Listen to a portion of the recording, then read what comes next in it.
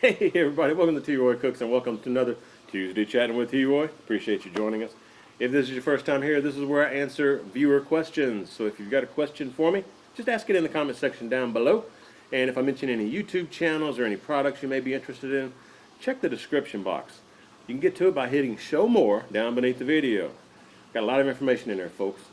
Oh, and I just wanted to thank each and every one of you who watched the video I had up from cooking with Mama Jean. My grandmother turned 93. She did a tomato gravy. I put that video up this past Tuesday.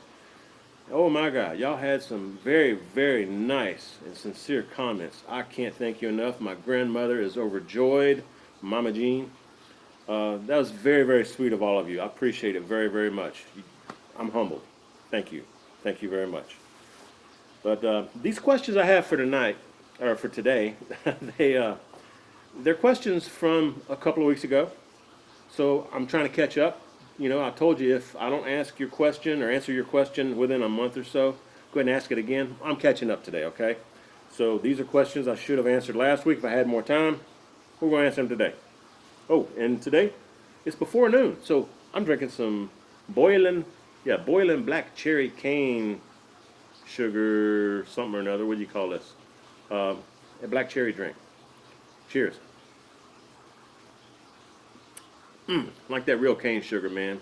Adds a real nice sweetness. That's good stuff, man. All right, first question we have. Let me get this a little closer where I can read it. It says, it's from KJ4Unks Pondo Sinatra. I probably butchered that first part of the name, but you know who you are. Appreciate the question. He says, I have an old 1970s Weber kettle. I'm using it to smoke on, but I want something bigger. I've had a Brinkmann electric smoker and wasn't very happy with the meat that came off of it most of the time. What would you suggest as a first charcoal or wood smoker? Thank you for taking the time to do these videos. It really helps us new guys getting into smoking meat. Cheers, and have a blessed day, T-Roy. Hey, cheers to you. Appreciate the question. Man, hands down, if you want to just start out, I'd say go with the Weber Smoky Mountain. If you can get the 22-inch, go with that one. You have a lot more real estate. You can lay your ribs out flat, lay briskets, the whole packer's flat. If you get the 18-inch, you're going to have to cut your ribs in half. You won't be able to cook a full packer brisket on there. So yeah, I'd go with the Weber Smoky Mountain, man. Really would. If you don't want to spend that much money, maybe go with a pit barrel cooker or some type of UDS, ugly drum smoker. But all of those are pretty self-sufficient. I mean, you just light the charcoal, put the meat on there, set the vents, you know, on the Weber Smoky Mountain, set the vents, and let that baby go, man. You really don't have to worry about it unless you're doing a really long cook, like 10 plus hours. Then you may start having to move the charcoal around, knock some ash off to keep them lit, you know, or add more charcoal or lump, or whatever you're using. I go Weber Smoky Mountain. That'd be my 2 cents, man.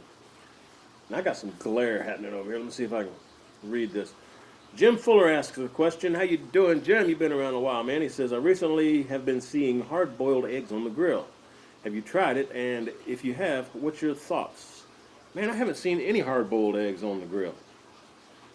I'm about to give it a shot. I don't know, man. I'd hard boil them and then maybe smoke them a little bit. Is that what you're talking about? I'm not real sure, man, because I haven't seen any videos with that. Of course, I've been kind of busy lately, traveling and stuff, so I haven't really watched a whole lot of videos. I try to when I can, and if I do, I usually don't comment. I just go to the next video. I hadn't seen hard-boiled eggs, man. Ooh, you know what's good? What my dad used to do? He used to hard-boil some eggs, peel them, and then put them in a spaghetti sauce with meatballs or whatever, you know. I'm going to have to do that for y'all one day, man. That's some fine spaghetti. Woo, doggy. Yeah, I got remind me to do that. That's good stuff, man.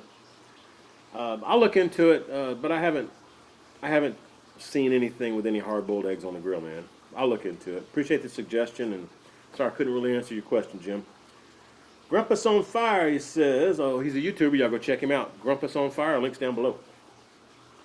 He says, if I pull my brisket at just the right time and rest it in the cooler for a few hours, will the carryover heat overcook the meat? Should it be pulled just shy of done so carryover will finish at the temp that I want it to? I think this happens when I pulled brisket at 3 a.m. for a 12 noon lunch at work the next day. The flat was juicy, but it just crumbled. Yeah, what I would usually do is you can undercook it just a little bit and leave it foil wrapped and then put it in the cooler. What I've done though is I go ahead and bring it up to temp so that I know it's fully cooked. And when I bring it inside to sit it on the counter before I put it in the cooler, I'll peel that foil away, for maybe 15, 20 minutes. Let a lot of that heat escape and then close it back with the foil, put that in the cooler. That usually will prevent it from getting overcooked. Because you're right, that carryover heat, especially if you put it directly from the grill into the cooler when it's wrapped in foil or butcher paper, it's going to overcook, man. It will. But just release let some of the heat escape by pulling back the foil a little bit, for 15, 20 minutes. That should do the trick for you, man. That's a great question. Appreciate that, man. Muji World, he says, I have been looking around for my first grill and smoker. I've been using an Instagrills, one of them disposable grills. He says, I was thinking of getting a Weber Smoky Mountain, but all I can find is a 22. Should I get it or wait for an order to get the 18-inch one? Also, another question: ever smoked fish, and should I have two smokers, one for fish and one for other meats? I live by the sea, and fresh fish is always close by. Cheers, brother, and again, congrats. Hey, cheers to you. Appreciate that, Muji.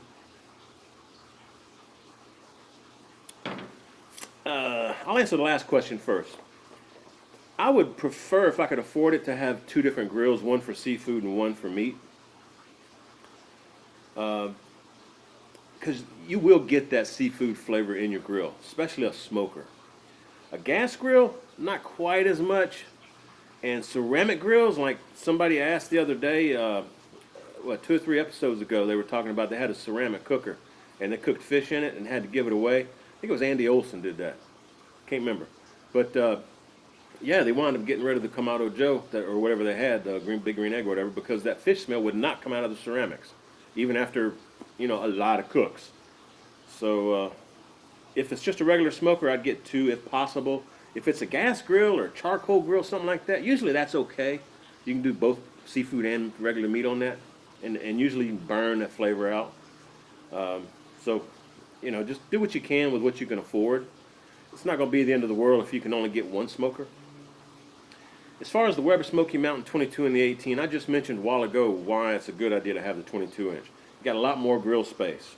Now, I will say it'll use more fuel because it's a larger pit. It's a larger smoker. So you do use a lot more, not a lot, use more fuel. It's not as fuel efficient. But man, it sure is nice to be able to lay out a full rack of St. Louis ribs or baby back ribs on that grill grate without having to cut them in half. And it sure is real nice to be able to lay a full brisket packer on there without having to cut the point and flat separate. So depends on how much work you want to do and how much you want to spend. If it were me, I'd get the 22-inch. That's what I started out with actually, and that's when I started this channel going up. I had me a new 22-inch Weber Smoky Mountain not long after I started this channel. I still use it, still love it, still works great. Now remember, if you get the Weber Smoky Mountain, this is for all of you newbies out there. If you get a new Weber Smoky Mountain, it's going to take a handful of cooks, 4 to 6 cooks, before it'll start being able to hold low temps, like 225. Before that, you need to cook something greasy, like chicken, pork butt, stuff like that. That's going to get some grease on the inside as it's smoking. And that's going to help season the inside walls of that Weber Smoky Mountain.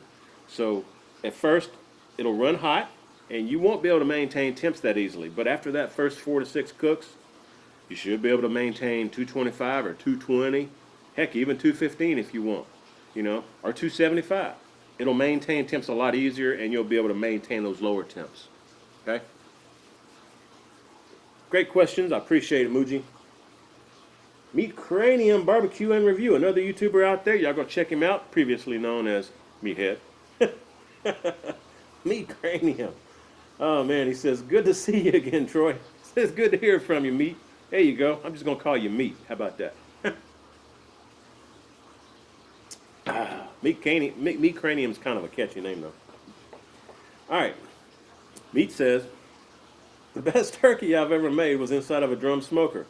What's the strangest or most unique technique that you've used on to cook meat?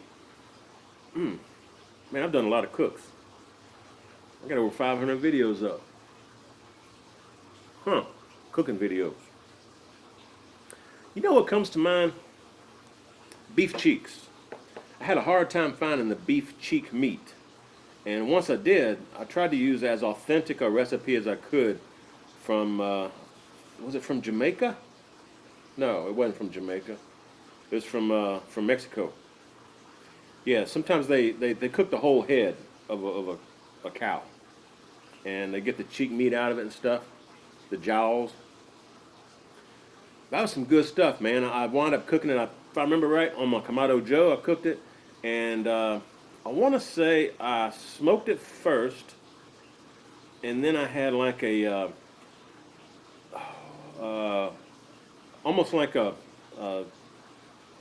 8x12 pan, and it had a pan that fit inside of it so that I could stick some liquid in the bottom, like some chicken broth or something, and some veggies if I wanted. You know, celery and the celery, carrots, and onions, or celery, bell pepper, and onions, whichever way you want to go.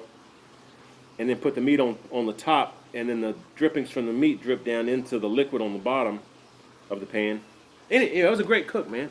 And man, you talk about some fine, tender, juicy beef tacos with beef cheeks. My God, man, that brings back my mouth's watering thinking about it. That was some good eating, man. Really, really good. Okay. Cheers. Cheers to you, Meathead. Or Meat Cranium, if you want to go by that. All right, appreciate the question, man. Great to hear from you again. Next question is from Jamie Garman. What you got for me, Jamie? Jamie says, I was wondering, I know you're a fan of the slow and sear, but I was wanting to know if it's really better than the snake or the minion method. Thanks, and cheers. Again, it goes to what you can afford. I would say it is, and for me anyway, because you have a lot of airflow around the charcoals. Now you're still basically using the charcoal method, it's the snake method or the minion method in the slow and sear if you're smoking. But I tell you what, man, you can light that baby full, and you get a lot of good airflow, and you can sear steaks on there really, really quick too.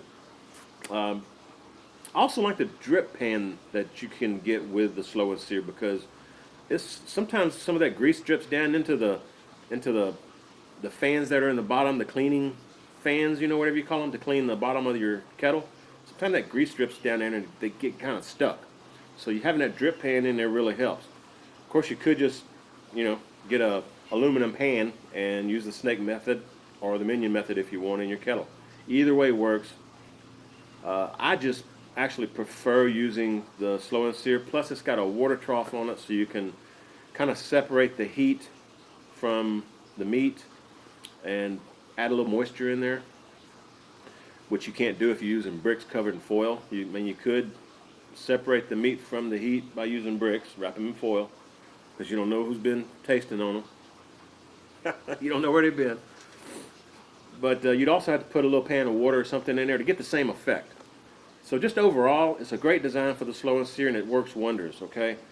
I can afford it. I got one. I love it. If you can afford it, I'd suggest you get it. If you can't, you can make do. No big deal. Appreciate the question, Jamie. Next question we have is from another YouTuber who I haven't heard from in a long time. Vosh. How you doing, Vosh? I think he's over in Germany. His channel's called The Punk Rock Kitchen. And man, I'll tell you what, the dude can cook. Really, really. I love watching his videos when he's got cooking videos. He goes in depth, too. And man, he makes some killer looking bread, too. Y'all go check out his bread and rolls and stuff. But all kind of cool dishes, man. What you got for me, boss? He says, hey ho, T-Roy. Cheers to you. Appreciate you, bro. Where was I? Oh, he says, congrats on your granddaughter. Hey, thank you very much. I appreciate that, man. She's a cutie, man. Cute as a button.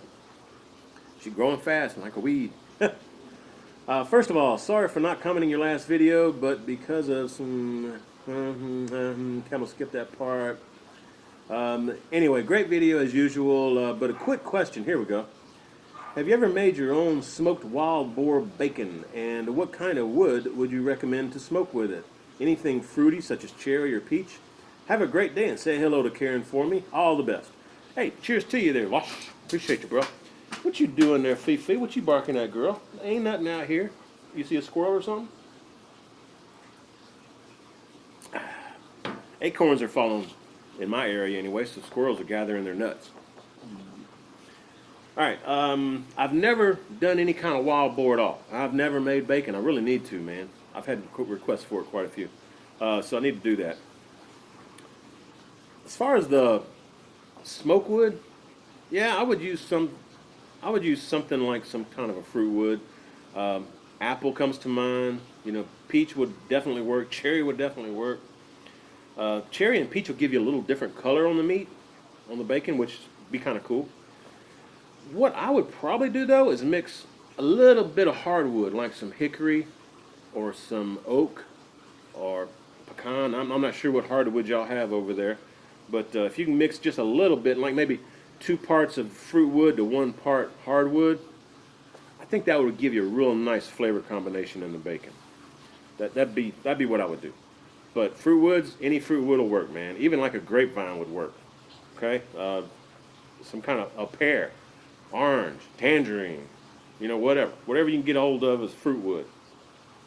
Make sure you season it though, at least 6 months if it's fresh. Anyway, Vosh, dude, I hope you're doing well. I hope everything turns out, you know, in your favor, and look forward to seeing some more videos. I've been missing you, bro. So, all my best. Next question is from Brian Ever. He says, "Do you have any good chili recipes?" Brian, do I ever have some great chili recipes? My gosh, I've got several, man. I think my favorite though is the 1990s recipe from the Terlingua Chili Cook-Off, or Terlingua, Texas. I think it's called Fool's Gold, and if I can find it, I'll put it up here in the corner for you. But just search my channel for chili and Chili. Okay, I noticed you spelled it a little different here. Chili. That's how we spell it here in Texas. Do a search. If you look beneath my main channel banner, if you're on my home page for my channel, you'll see what is it? Videos, playlists, different stuff, and then over to the right side you'll see a little magnifying glass under my banner. Click that little magnifying glass. It'll open a search box. You can type chili in there and hit enter on your keyboard.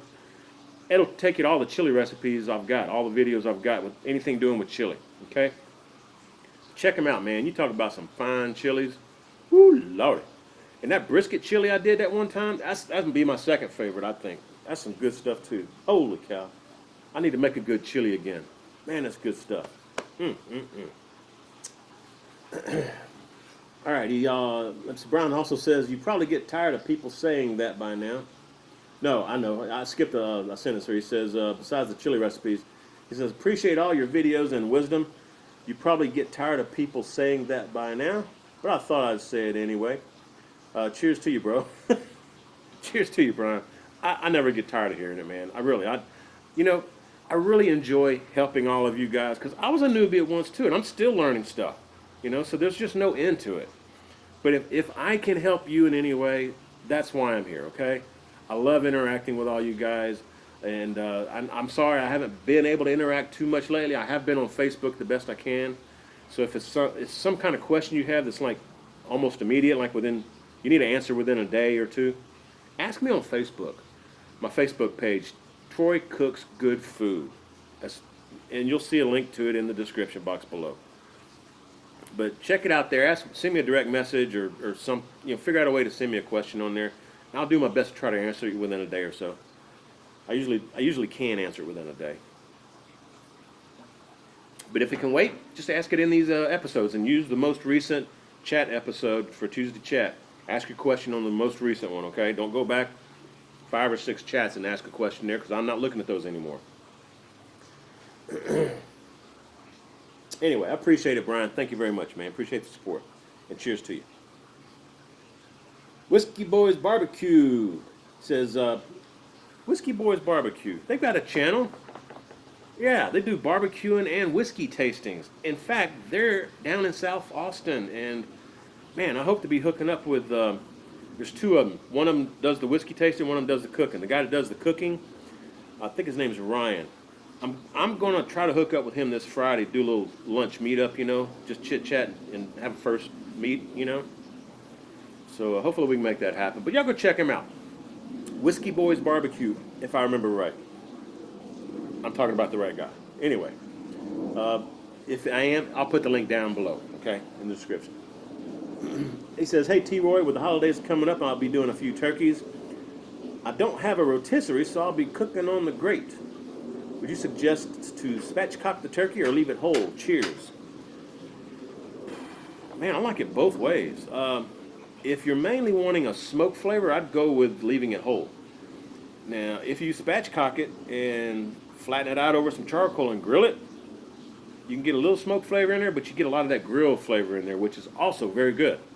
Plus, spatchcock cooks a lot faster.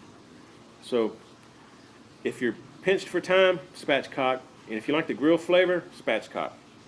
If you've got all day, you know, 4 or 5 hours to heat up the charcoal and get the wood going and set your vents on your smoker or whatever and let the turkey cook whole, it'll turn out fantastic. It'll have a real nice smoke flavor, and I like it both ways. I usually do it whole myself, but I usually like the smoke flavor. Karen doesn't like smoke flavor a whole lot, so sometimes I will spatchcock it for her and just grill it. It's fine either way, man. Personal preference. I may spatchcock it this coming Thanksgiving, though, 'cause I hadn't done one in a while. Tell you what was good, man, that fried turkey. You got to be careful, of course, with the hot grease. But, man, that was some good eating. Holy cow, I did a video on that recently, too. And if y'all ain't seen that, y'all check it out. I'll put it up here. Man, that turned out fantastic. Really, really good. And if you want to have a really nice looking skin on your turkey that's actually kind of crisped up, search my channel for turkey. Like I told you a while ago, hit the little magnifying glass beneath my banner on my homepage. Do a search for turkey and find the turkey that I did, a turkey from Low Bells. I actually took some cheesecloth, soaked it in some olive oil, I think, or vegetable oil, laid that on the bird, and then put the bird on the smoker. You're talking about a fantastic colored skin and a really, really juicy bird. My gosh. Anyway, hope everyone has a happy Thanksgiving out there. I'll probably be seeing y'all before then.